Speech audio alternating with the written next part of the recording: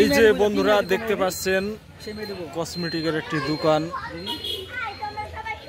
মঠমোড়া বাজারে একদম বড় মসজিদের পাশে। এই যে মসজিদ, ঠিক আছে, মসজিদের পাশে আমাদের রাব্বি সাহেবের দোকান। দোকানে বেচা কেনা কেমন? বেচা কেনা হয় ৩-৪ হাজার টাকা। দোকানে বেচা কেনা ৩-৪ হাজার করে প্রতিদিন হচ্ছে, ঠিক আছে। যার যা নেওয়ার দরকার চলে আসবেন এই বাজারে। চাচা কেমন আছো? আলহামদুলিল্লাহ ভালো। কি নিলা? ফুল নিলা না? এই যে দেখছেন কি সুন্দর ফুল, এই ফুলটা নিল। কত হইলো দাম?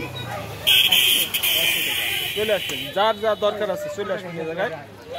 ভিডিওটি করলাম এই যে ইফতারের আগে মুহূর্তে আর কি, এই যে দাপন করতেছি। তো এখনো লাইট ফাইট দেয় নাই, রাত্রে কিন্তু খুব ঝকমক করে। হ্যাঁ, খুব সুন্দর লাগে দোকানটা, দেখতেও খুব ভালো লাগে। রাত্রে খুব লাইট দিবা না নাকি? লাইট দেবো, লাইট এখনই আসবে। লাইট দি দাও, লাইট দিলে পরিষ্কার লাগে, দোকানটা দেখতে মজা লাগবে। এটা হচ্ছে মেহেরপুর গাংনী মঠমোড়া ইউনিয়নের মঠমোড়া বাজার, শেরমত মিস্ত্রির বাজার এবং এই যে মসজিদের সামনে, মসজিদের পাশে। হ্যাঁ, মসজিদের পাশে যে আমাদের রাব্বি সাহেবকে দেখতে পাচ্ছেন, নিজের দোকান। হ্যাঁ, কিছু বলো।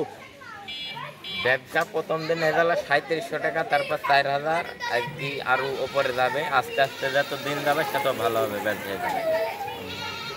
৪,০০০ ৫,০০০ করে প্রত্যেক দিন বেচা কেনা হয়েছে। ঈদ সামনে, যে কদিন ঈদ সামনে আছে, ঈদ পর্যন্ত দোকানটা হয়তো বা থাকলে অনেক টাকা ব্যবসা হবে। তো যার যেটা কেনার দরকার চলে আসবেন। এই সমস্ত মাল সবসময় হয়তো পাওয়া যায় না, এই সমস্ত মাল মেলা টেলায় ছাড়া পাওয়া যায় না। এই যে গ্রাম অঞ্চলে তো এসব দোকান বসে না, তবে এই কয়েক বছর ধরে বসতেছে।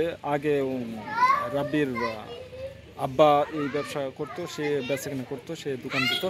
এবারটা সে তো নাই, সে যাই হোক